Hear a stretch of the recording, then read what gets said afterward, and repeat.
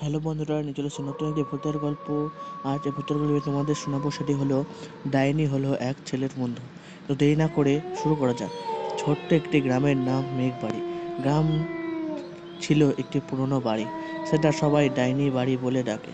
গ্রামের মানুষরা বলতো এই বাড়িতে একটি ডাইনি থাকে, সেই নাকি মানুষের অমঙ্গল করে।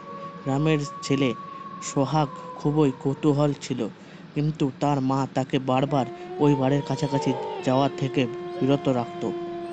একদিন সোহাগের প্রিয় খেলনা বলটি খেলতে খেলতে গড়িয়ে সেই ডাইনির বাড়ির কাছে চলে গেল।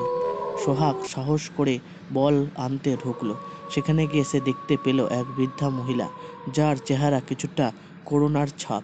বৃদ্ধা মহিলাটি তাকে দেখে মৃদু হেসে বললেন, তুমি কি ভয় পেয়েছো? সোহাগ মাথা নাড়ালো।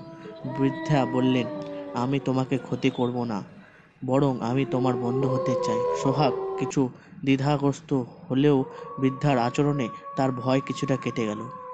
সোহাগ প্রতিদিনই তার নতুন বন্ধুর সাথে দেখা করতে যেত। বৃদ্ধার নাম ছিল মাধবী। মাধবী সোহাগকে নানা গল্প বলতো, যার মধ্যে ডাইনি হওয়া সম্পর্কেও ছিল কিছু গল্প। মাধবী বলতো, তোমাকে গ্রামের মানুষ ডাইনি ভাবে কারণ আমি তাদের চেয়ে আলাদা, কিন্তু আমি কারোর ক্ষতি করি না। সোহাগ মাধবীকে তার বন্ধু হিসেবে গ্রহণ করলো এবং তার প্রতি বিশ্বাস জন্মালো। গ্রামের লোকেরা সোহাগকে মাধবীর সাথে মেলামেশা করতে দেখে সন্দেহ করতে শুরু করলো। তারা ভাবলো মাধবী হয়তো সোহাগকে বশ করেছে। একদিন গ্রামের কিছু লোক মাধবীর বাড়িতে এসে তাকে তাড়িয়ে দেওয়ার পরিকল্পনা করলো। সোহাগ এ কথা শুনে খুব কষ্ট পেল এবং গ্রামের লোকেদের সামনে এসে দাঁড়ালো। সোহাগ গ্রামের লোকেদের বলল, আপনারা ভুল করছেন, মাধবী কোনো ডাইনি নয়, তিনি খুব ভালো একজন মানুষ। আমি তার সাথে অনেক গল্প করেছি এবং তার কাছ থেকে অনেক কিছু শিখেছি। মাধবী এগিয়ে এসে বললেন, আমি তোমাদের কারো ক্ষতি করিনি, আমি কেবল একাকী বাস করি এবং প্রকৃতির সাথে মেলামেশে থাকি।